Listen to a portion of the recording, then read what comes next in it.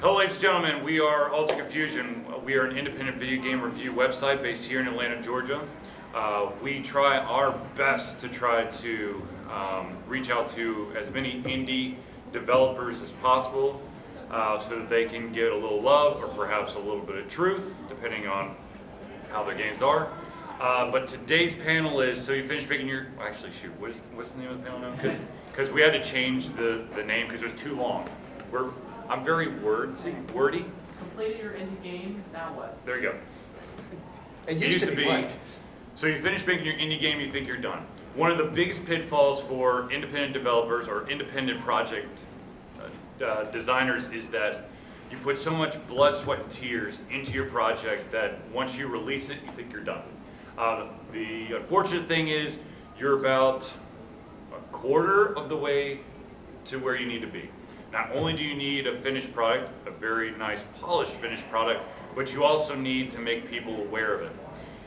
As much as I would love to say that reviewers outside of us are going to reach out to you if you have an indie project, they're not. They're not. The thing is, they're not going to know about your project.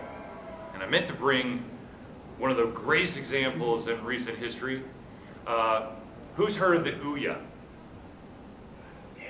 Okay, the Ouya was an Android device that was going to plug right into your TV. It's a small little console. You can play basically cell phone, tablet-esque games on your TV. It rose $1.8 million on Kickstarter. Holy crap, it's going to be a success. Oh wait. See, here's the thing. Even if you have success, you need to continue to market. You need to continue to make people aware of your product.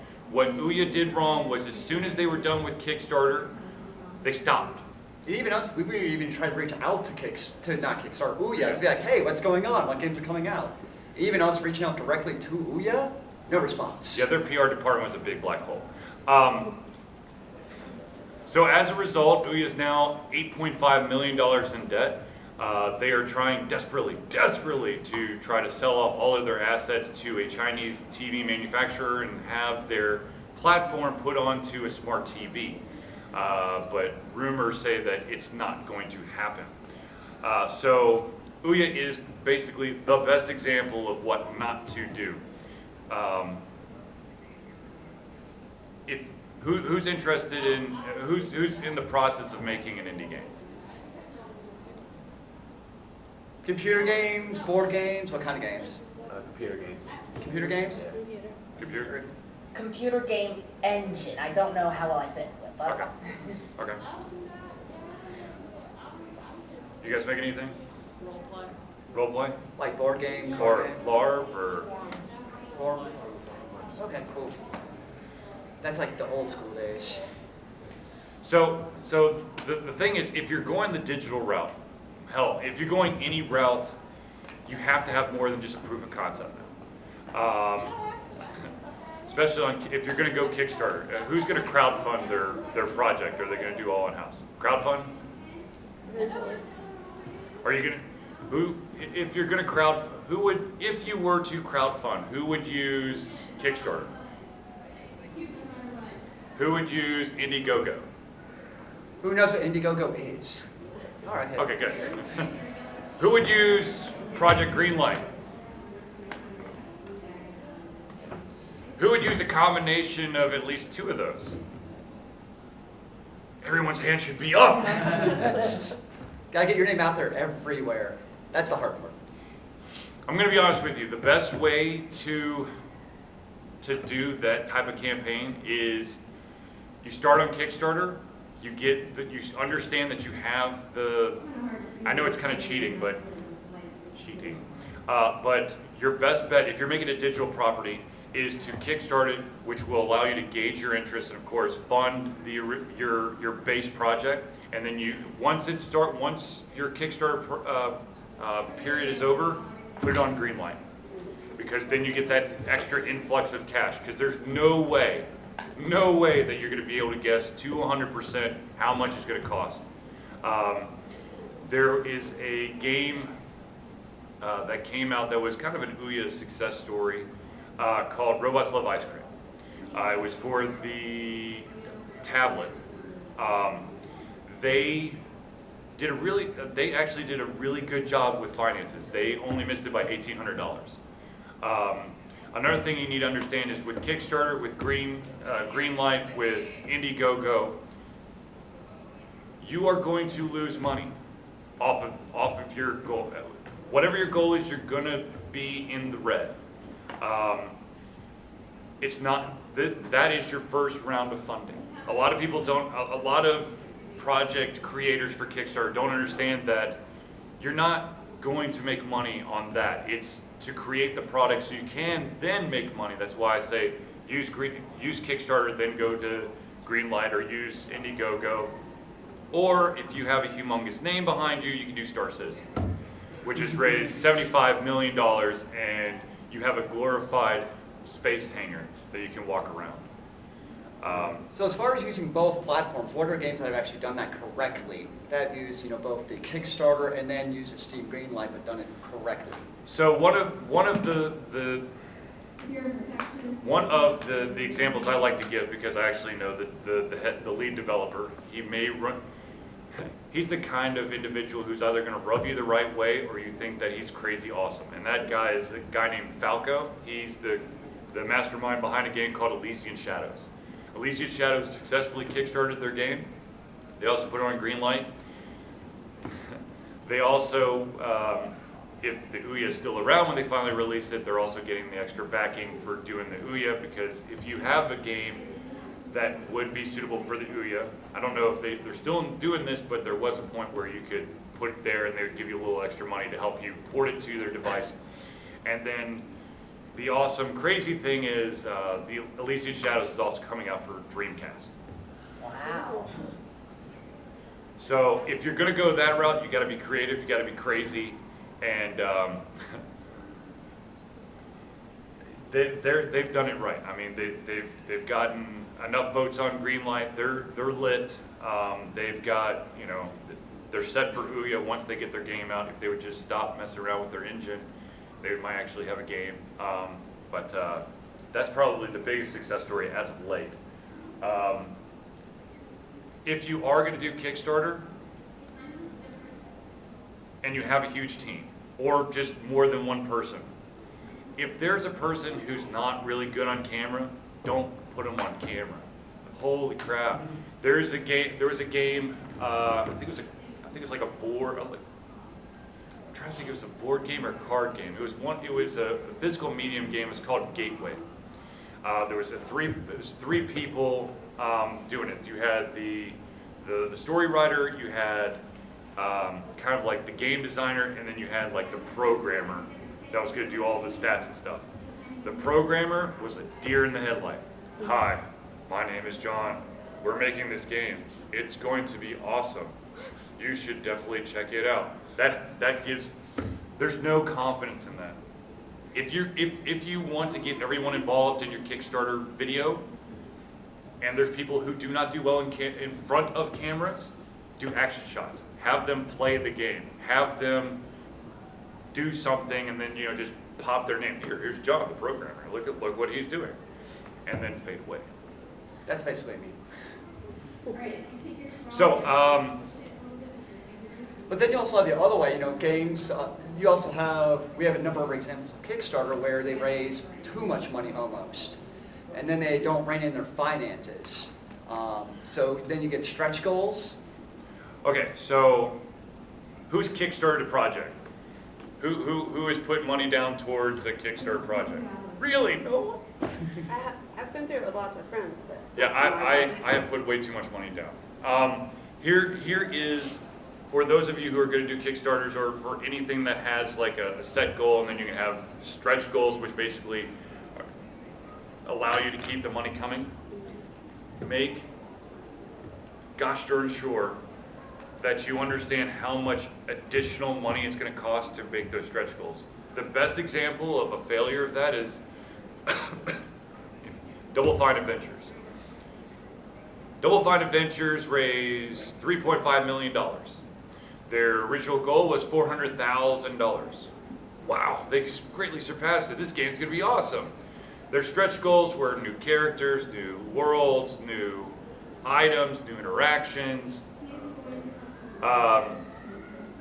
So when they ran out of that $3.5 million, they had the alpha build.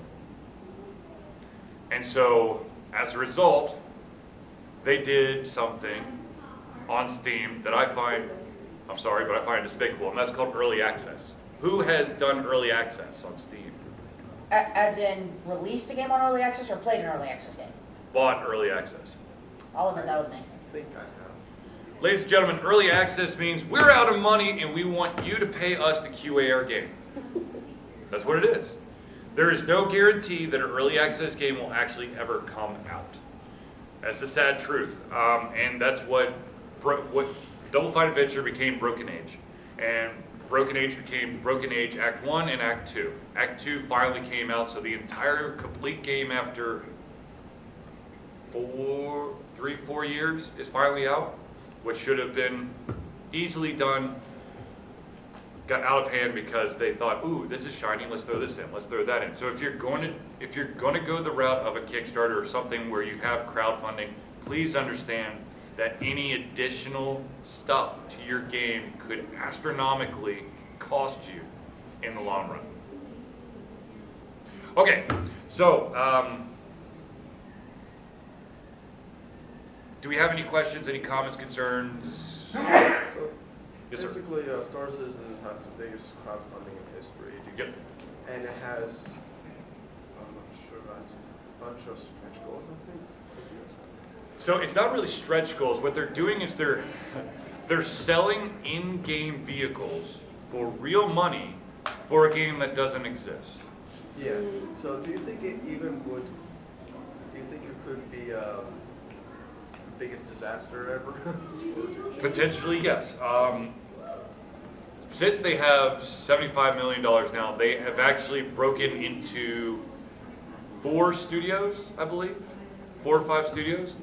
Each studio is its own pod and is creating a different aspect of the game. One's doing the universe, one's doing the MMO interactions, one's doing the NPC worlds and language, and one's doing the fighting mechanics.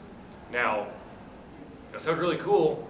I just don't know how it's all gonna come together. But there are people who have spent $30,000 real dollars for vehicles that they can't even touch. Which of course then brings us into a weird conversation of what do you own inside a game? Which is something that Second Life has been struggling with forever, because you buy real estate in Second Life so you can set up your store and buy and sell your products. But what happens if Second Life closes?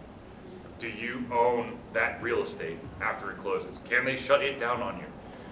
I don't remember what the end result was, but I'm pretty sure that you're SOL. It's basically like any other MMO. When they shut down an MMO, guess what? You lose all your fat loot. Yep. Like Lots Hell. Like what? Like Lots Hell. Yeah. Yeah. Never played that. Yes, sir.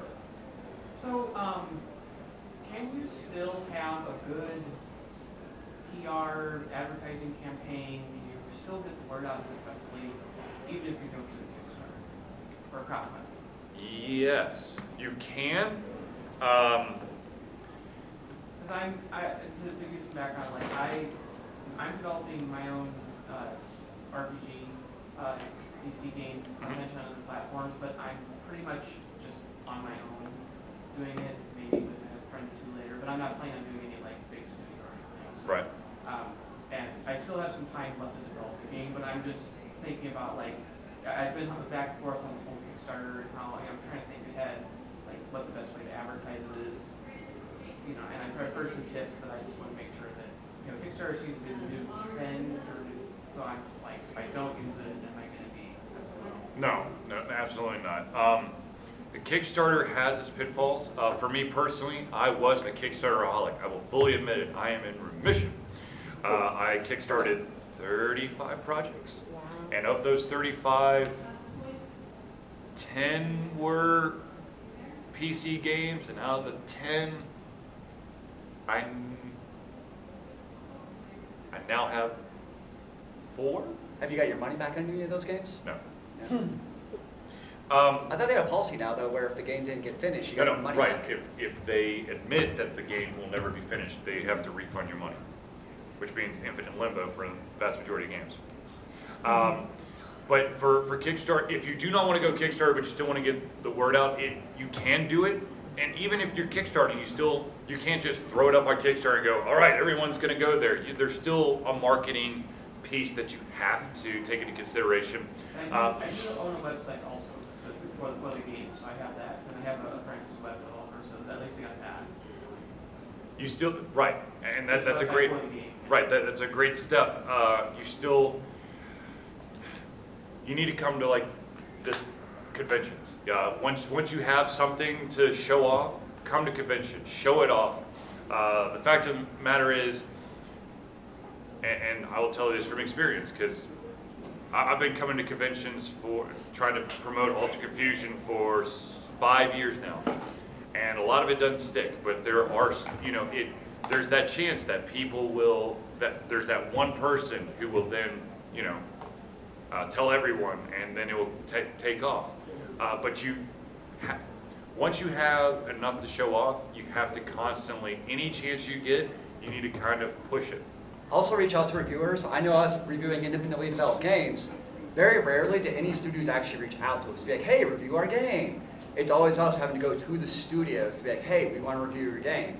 Basically, once it's a AAA title, they're going to send, big websites their titles. For all the indie titles, they don't do that. So that's another big thing. If you go to some of the smaller review sites such as ourselves and you like, hey, here's a code, review our game, guess what? The smaller sites, they're going to review your games and get your word out that way. So that's a good place to start, is actually reach out to review websites, like, hey, I have this game, review it for me. One thing that I will tell you, because you came to my panel, is that if you get to a point where you want a fresh set of eyes, because this is the other dangerous thing about independently developing a game, is that if you have just your buddies or just you constantly, QAing your game, you're going to get used to the little quirks. And then when you release it and everyone's like, well, what the hell? Why did you rebind the entire keyboard and won't let me redo it? Because you thought it was cool. And you had no problem with everyone who's been testing for 5 months straight. If you reach out to us, we don't advertise this, but we do have the ability to QA your game. But it will be upon our free time, and then we will give you back the feedback. I am OCD to the extreme, so I will rip apart anything you give me, and that's what makes me a good reviewer. My only caveat is that if I do the QA testing, I have to hand the game off for review to someone else like him. Yeah, that makes sense. Yes, ma'am. Just gonna ask, has anybody ever scammed Kickstarter, like, Yes. made people think there's a game and then ran off? Yes, there is. I really need to look it up. It was like Code Academy or Code Quest. This It's gentleman. not Code Academy, I know that. No, not. Code Okay, Academy not is Code totally Academy. different. Sorry. It's like there was this gentleman decided that there was going to be this RPG. Huh? No, not Khan Academy. There was this guy who was going to create this game that it was like an RPG that allowed you to program a game. He raised $79,000, and then. And there is a real version of that called Code Combat, which is actually that, but legitimate. So yes, it has happened, and that's why Kickstarter has put a lot of additional steps into there to protect those who have thrown money at it, and also keep these people liable. I think the dude has been spotted in South America. I'm not 100% sure. When you said you had done 30 Kickstarters, did you mean you supported? Yes. Or you had, I thought you meant you had put out 30 No. over. My side projects are not close to being Kickstarted, and they wouldn't be games because I played many games. Yes, sir. All right. I have worked on a game engine that has gone through a number of major revisions. Mhm. One of the observations that I've noted is even when we have done, advertising through Facebook, IRC web forums, and even old-fashioned Skype, older versions are still more popular. Part of that, we suspect, is due to arcade tie-ins of sorts. even though the newer version of the engine it is slimmer and more customizable due to front-end changes, how can we basically get more people to use the newer stuff even though the older stuff is dead and hasn't been supported in over 5 years? Wow, okay. So it's like we have people that love the product but love the old product, not the new one, basically. That's the problem. You can go the evil route, and do you have an auto updater installed and made in it? No, we do not have an auto updater. Okay, that would be the evil method. If someone were to upgrade to that new engine, would all of what they have made in the old engine be translatable, or is it incompatible? 95% is compatible. Did you make change? I love DOS. I mean, I hate a mouse. I like the keyboard. Do people know that the new engine is out? Do Yes. They actually know it's there? Yes. If they know it's there, It might be I mean, there's. I really don't. And do you have any incentives for them to come to the new engine? Like, hey, come do this, and maybe you get. I don't. Again, we've tried to advertise the front end features, the more flexible Lua stuff, but and the slimmer, more bug-free robustness, but it's like, how can you sell a game that says, now with fewer bugs? Well, it's kind of like Windows XP. Half the businesses still use Windows XP, even though it's dead. So I think unfortunately for your established customer base, it looks like they are set in their ways, much like the vast majority of people still stuck in XP. I think that you have to market to the up and coming developers, and then hopefully, when I think what it's going to take for the early adopters of your stuff to move on to the new stuff is that they see how cool the new companies are making stuff with your engine. I don't think you're going to be able to get those sticks in the mud. Unfortunately. No. I suspected as such. I just needed confirmation. Yeah. Was there a question over here? I was actually going to ask that to her. What is the engine she's working on? Yep. Yep. What is it? Have you heard of Stepmania? Yes. It's the Dance Dance Revolution with a keyboard. You could use a keyboard or a pad or drum kit or whatever. But Okay, yes, it's a rhythm game simulator. All right. It's called Stepmania, you said? Yes. Open source rhythm game engine simulator. I spent way too much time with Stepmania many years ago. Way too much time. I can understand that. Lots so of free and not so free content out there. Yep. Question back there? Yes, sir. What's your review site called? alteredconfusion.com. Did we? Okay. Oh, we forgot to read there. After this panel, please come to the vendor hall where we'll give you buttons and lanyards with our URL. We kind of ran here, literally. Yeah, we're like, oh my God, it's after 11. So I literally sprinted the length of the vendor hall, up the escalator, and then of course Where y'all at in the vendor? so Do you know what the Scooby-Doo truck is? Yes. We're in the okay, aisle. we're- Just, okay. if you look, go down. if you put the Scooby-Doo van to your back and then walk down that aisle, we are the last table on the right. Okay. We have a humongous banner that says Alter Confusion. You can also follow the Techno to the one behind us. They're closer to Artist's Alley than the dealer's room, technically. Yeah, I guess we're kind of like in this in-between piece. Other questions? Oh, wait. Yes, sir. So, I'm actually wondering, how am I supposed to get my game out there after it's been reviewed and everything? Reviewed or released? Well, released. I don't even know how to release it. Installers, Maybe. ExoScript, or DMGs. What platform are you trying to put it on? Mostly PC, but I'm also thinking about Xbox One and Wii U. For the PC, what's the backing programming language? Don't laugh, Game Maker Studio. I'm not familiar with that. There should be installers available to package GameMaker Studio games though. Yeah, they provided that. But once that's out, you have to, you know, hit them.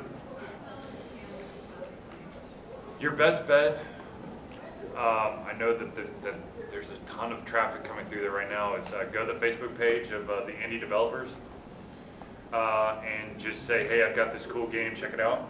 Once you get the installer in place, and then give them a link to their game, and then you just have to keep talking it up. Are you local?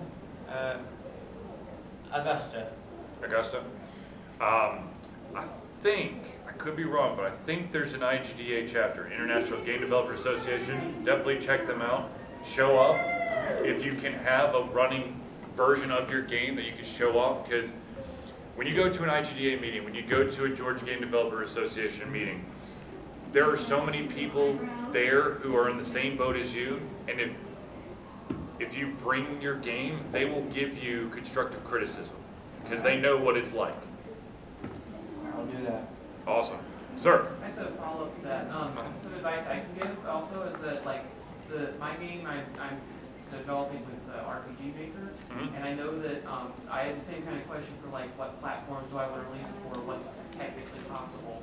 And I know that I actually found a lot of advice on RPG Maker forums online. Absolutely. There's a lot of people that are very tech savvy on there who can, they have tools that they let me know there's tools and stuff to move that to different platforms. So I recommend forums as well. Yeah, that reminds me, are both RPG Maker and Game Maker, are they both compatible with Macs these days? I remember they used to be Windows exclusive for a while.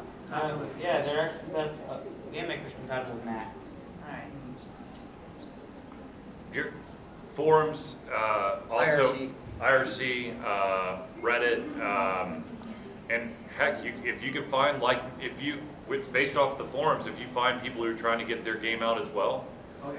share, say, hey, you talk about my game, I talk about your game, and then, you know, just build it off that as well. Yeah, some those forums I've been to, they have like contests like every year, like they get some amazing games. Contests are awesome. I know that this wouldn't be technically your own project, but another fun thing to do to kind of get your name out there with individuals is game jams.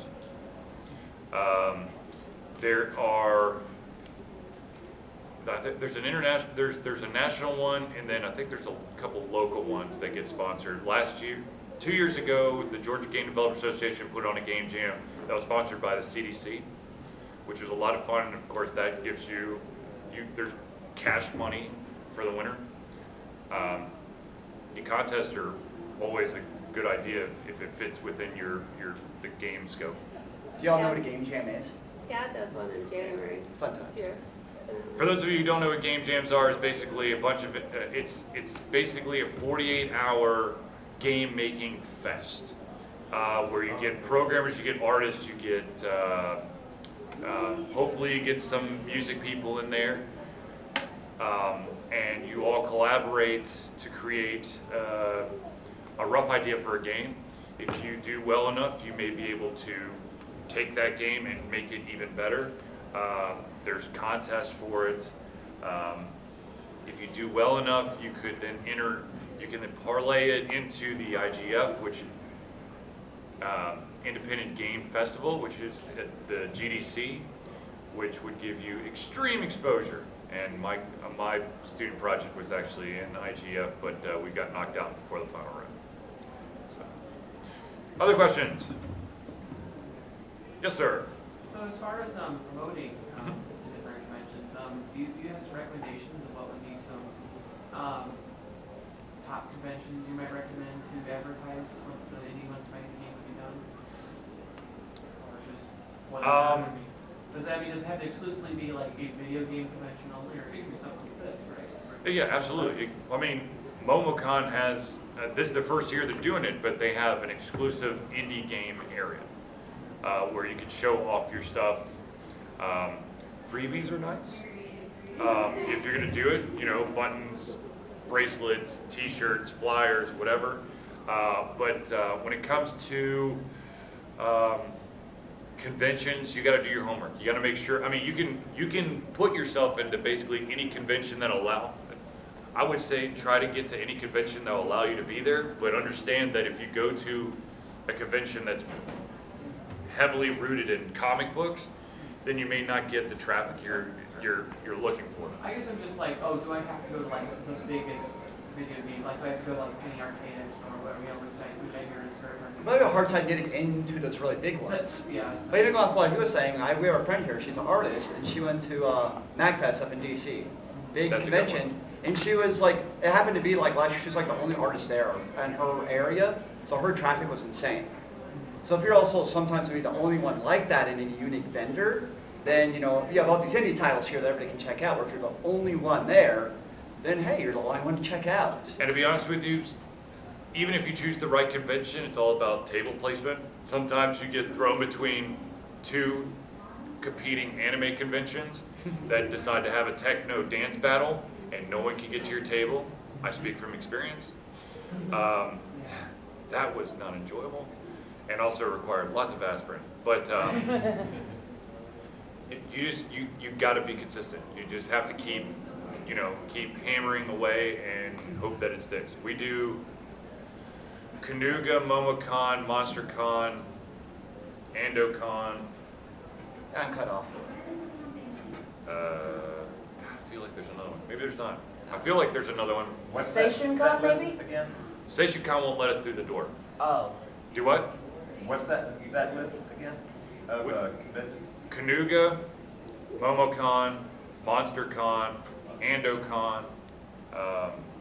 AndoCon's a small one. They actually have a table right next to ours if you want to check it out. And then since I'm heavily involved with the Georgia Game Developer Association as well as the International Game Developer Association Atlanta chapter, so I will be attending the GGDA industry convention called Siege. It is open to everyone. It is a learning conference. So if you were to bring your game there, do not purchase a table. I'm sorry if GGDA watches this video, but it's a $1,000 for a table. It's outrageous. I will never ever get a table there. But the GGDA Siege is a great opportunity to listen to seasoned veterans, get some ideas. There's a bunch of different tracks. It's basically like a miniature, teeny weeny Georgia game developer conference, GDC. So go there just to find like-minded individuals, and the prices are pretty reasonable when it comes to the passes. I swear I gotta go to one more convention, I can't remember. Yes, sir. Do you have any advice for a booth setup? Because years ago we used to do Condex in this exact building, and I mean our booth, we had a 2-story booth. I mean, thousands of dollars, and now you go downstairs and the booths are like black drapes and a laptop on But it. if you go to the indie, if you went to the indie room, there's one table that everybody noticed for the indie table. Is it the one with the big screen? I was thinking, I was thinking the train. Oh, the train, See, yeah. they had the train, and people are like, dude, that was the train. I don't care about the game, but they had a train. Yeah, that was the one of the Beats one is Pixel really games, I good. think. Yeah.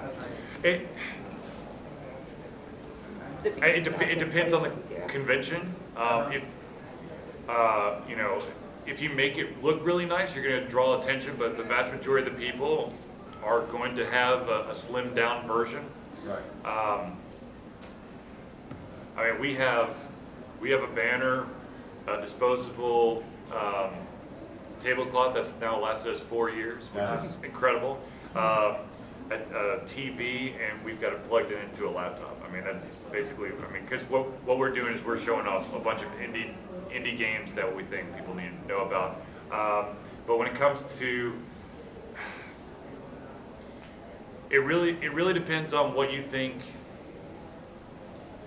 If the amount of money you're spending warrants the amount of attention you're getting, because like CenturyCon, it looks like their setup is expensive, and I'm sure that it was when they bought it. I'm sure that they've been doing it for that same setup for a couple of years now, so I'm sure that that price is, dropped because they're not buying anything new. But when it comes to like games and making sure that you got the latest and greatest hardware, that gets a little tricky. Have you been by Brawlhalla? Yeah. I like that setup. I don't know if that's exactly what I would have done, but at the same time, It's hard to miss. yeah, it definitely is hard to miss. But I wonder if setups like that, if you almost have to get special permission to have something like that versus a normal table. Well, some conventions are very, very particular about their dimensions. Other conventions will look the other way. Yeah, I mean, PAX is one where you have to spend thousands of dollars. Otherwise, you look like trash. Yeah. Personally, I won't go back to PAX because I think they've allowed it to grow too big. Which one? PAX East, PAX Prime, PAX, there's so many. PAX East and PAX Prime. I don't understand why PAX South is in Texas. Did you guys go to the very, very first one, NecroWombaticon, I think it was called? It was in Vancouver, like 2002 maybe? I know It was that the- before they call it PAX. I know that the first official PAX was like 48 hours straight, and they're like, We we're went to never that doing one. that again. I lived in Seattle, so we went to that one, and we saw the guys everywhere at, Yeah. Comic-Con around, but it was They, teeny. they've just caught, I mean, I like what their concept of, let's have all gamers come together. It's just so packed now. I miss, It's weird how big it blew up when it started, like, so tiny. Yeah. Yeah, and now tickets sell out within the first hour. it's almost as bad as BlizzCon, but BlizzCon knows their crap. Holy cow. You want to play a game, you wait in line for at most 15 minutes, and then you're playing the game. At PAX, your average time is an hour and a half. for And you a might month. not make it into the panels that you want to. We found that out. No, Because and the the wait good panels time- get packed. the good panels, you gotta be there an hour and a half before. I have a question. You guys might know because you're media too. I used to do game reviews, like in the dark ages. And I used to go to E3 before E3 stopped and has been back again. Uh-huh. What's it like now? Is it really hard to get in there? Yes. Is Well, it? there are so many metrics that they factor in there. It's your Alexa score, or whatever the heck the thing. Lexus Le- does. Lexi, I think. Alexia score, there's they also, here's a fun thing. They will not allow audio-only podcasters Really? credentials anymore. Yes, because they put their foot down saying, look, if you are going to be media, you have to have a video representation. There is an organization called VOG, VOG. Video Game, oh my gosh, Online Game Network or something like that. Yeah, I'm trying to picture, we saw them yesterday. They basically have lost their ability to gain credentials into PAX and E3 because they only do podcasts. But they're they're in the top 50 podcasts in the nation. That's crazy. I mean, podcasts the same way as I wonder if that Lexus score, whatever you said it was, is Alexa. the reason that Nintendo doesn't seem to do much at E3 anymore. They do a lot more Nintendo Directs, it seems. So- Alexa's a web rating score. Yeah. It gives you web traffic. Yeah, that's my thing. Oh, okay, different Yeah. Yeah. metric, okay. Yes, sir. Okay, so I'm actually traveling here from Michigan, so I live in Michigan. And I tend to go to a lot of conventions around, the Midwest and then writing distance and all that. Mhm. This one I flew to. So, would it be, is it, I mean, I know it's not optimal, but would it be a bad idea, if once I say, let's say I have my display ready and I to display my game at the GOG, whatever. If I only, there's things like, bringing, you mentioned like maybe a TV and maybe a setup and all that. If I only bring that to Midwest conventions and a little north, is that going to be a big issue? Because I'm not sure how I would bring like a big screen TV or something with me. If I fly to convention, it seems like that might be a lot of trouble that I might not want to invest in. Is it worth it? Okay, so for us personally, we don't go to conferences that we can't drive to. Because it would cost too much to move the stuff. If you want to if you're at the point where you need more coverage, you need to go to conventions outside of whatever radius you're comfortable with, rental companies will allow you to rent stuff. I can't promise the quality of gear, but that would definitely keep the cost down for some of your stuff. Yeah, I don't know how the vendors do it, honestly, because that's how they ship all their stuff. I guess it's like you said, they're more local like us. They pack their U-Haul trucks and they come down Wednesday. And then they set up bright and early Thursday, or Wednesday night, or sorry, late Wednesday night or bright and early Thursday morning. And then you'll see a lot of the vendors will start packing up way before this conference is over today, simply because they don't want to stick around. They have this optimal time in their brains where after this point, I'm not going to make the sales I need to make. Any other questions? Yes, sir. Keep going. Come on, let's do it. Let's do it. Hey, me again. Also, as far as timing, like, when do you think is the best time to start getting the word out? Do I wait until I'm absolutely sure I have a 100% polished product, or do I kind of get the word out a little bit before QA phase? Is it playable? Yeah, that's basically if it's playable in any form, that's when you start the ball rolling. Of course, make sure that you put either in the game name or in any information you give out, prototype or unfinished product. Because there are some people who, no offense, as soon as they see a game, they automatically think, oh, it's polished, but it looks terrible. But I'm kind of in the position right now where I still have quite a lot of bit of work left. I mean, I have all sort of the world set up and everything, the level set up, but I have to do all the stat, programming all the stats and difficulty, and haven't even started on QA yet. I mean, you can play through it, Yeah. but there's just not any stuff, a lot of stuff set up in there. So I know I have a lot of work left to do. I know I'm not there yet, but I just was like, well, okay, when I get to, a point where I can think that maybe I can get this done in the next 6 months or something like that, 3 months, that's because considering it's just myself and maybe a small team of testers or yourself. right. I know of a good counterpoint for you. How many of you have heard of Starbound? Yeah. I know one or two of the people that have worked on Starbound. The thing is, they kept on trying to put a lot of different ideas in, crafting stuff, but there wasn't much of a game until recently. And a lot of different testing had to take place. I am not at liberty to say all the different things that have taken place, but make sure that, great to have all your different assets set up ahead of time, but there's got to be a game to play with those assets. Yes, ma'am. This isn't exactly about making an indie game or anything, but like all the old PC games that back in Windows 98 era and stuff, if a company's gone away or they abandoned the game, how would you go about getting licensing for that? Because I have an idea. Licensing for games. Games. Okay, so it depends. Certain. Can I ask an idea? Yeah. Basically, kind of like Netflix, but where it's all old PC games, and on a browser you have it set up to virtualize the old Windows versions. But games. So people can buy a membership fee and play any old PC game on the site. In order to gain the licensing for the games,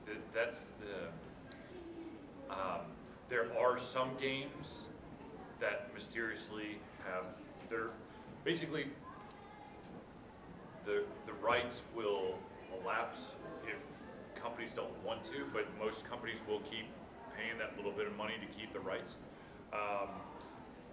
So for defunct studios or games that have not been out for a long time, it is a crazy amount of time to kind of track down where the last rights holder was.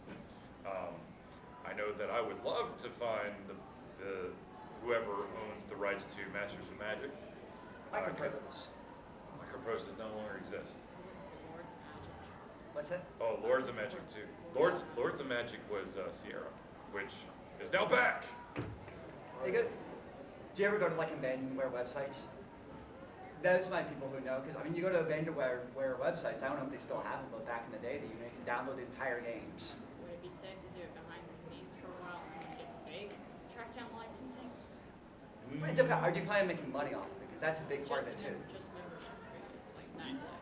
Yeah, as soon as you grab onto someone else's property, there's a chance that they could come at you. First of all, for anyone who is thinking about getting or creating something that might slightly, maybe potentially be misinterpreted or maybe interpreted as something else, form an LLC. I know it sounds crazy, but form a company, because if you, for some reason, were to get sued, if you were an LLC, they sue the LLC. If you do not have a company and they sue you, that's all of your actual assets, your bank account, your house. If you have a house or an apartment or a car, whatever, they can literally just take everything away. I think about your question with a lot of like, you know what BitTorrent is? A lot of the best BitTorrent sites are membership only. You know, they're probably not exactly legal, but that's the most reputable are actually the closed ones, not, you know, like Pirate Bay, everybody hears about them, but it's terrible. But that's one people actually like, are private memberships. So like your case, probably private memberships, they may or may not ever find out, especially if it's closed membership, but once you open that portal like the Pirate Bay, that's when you get really open to that Especially if it litigation. gets as big as Netflix. That and all it takes is one person to say, hey, look what cool game I found because I'm a member of this site. And that one cool game could be attached to an EA or an Activision in some weird way, and they will come after you. Because then you also have to start dealing with hosting. Because, you know, that big a site, obviously you can't probably host it at your house, so now they're going to send out rack space, and they're going to shut it down as soon as they get a DMCA notification. Any other questions, thoughts? Sir, do you have any thoughts? Just thank you. I had my main question answered. I'll probably speak just a little bit with you after, but, Okay. you know, So, thanks. Yes, sir. How would it be possible for, like, still attach on the Star Citizen, like, how is it possible for Star Citizen that big to back fail? Too big to fail? Yeah, is it, I mean, $35 million or something. They Right. can still fail. It could, could, but- the thing is, it potentially, I mean, people can't touch the things they pay for, but it's still money going in. right. It would take a complete reversal of fortune at this point for them to basically blow up.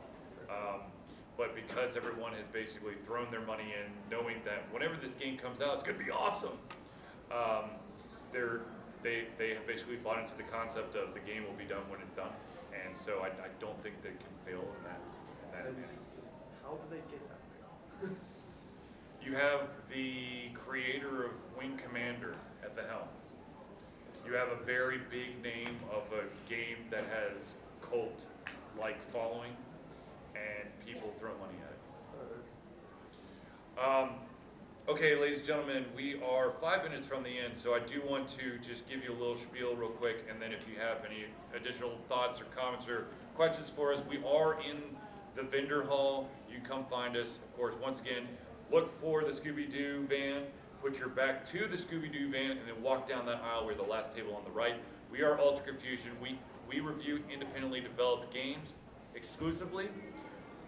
We know that there are tons of sites out there who review AAA titles. We're not interested in them. So if you have any games that you're creating or that maybe we've missed out, please give us a heads up. You can always check us out. Come to our table. We'll give you the buttons and the lanyards that we totally forgot because we were late to the panel. We also, every Thursday night, we do a live podcast at 8 o'clock where I actually talk. It's not just a monologue from Mr. Charlie here. He knows much more about the indie scene than I do. I play MMOs. Yeah, I'm a sellout. So anyways, any last questions? Okay, well, thank you for coming to the panel. Once again, come by our table. We'll give you the information, our information, and check out some of the games that we're showing off. Currently, we're showing off Sproggywood, which is a fun game for the PC, currently out on Steam. It's going to soon be coming out for the iOS and Android. If you accidentally walked by our table and didn't say hey yesterday, it's okay. But the game that we were playing was called Guns, Gore, and Cannoli, which is also an awesome game that you definitely have to check out. So thank you for coming to this panel, and we'll hope to see you guys soon in some fashion.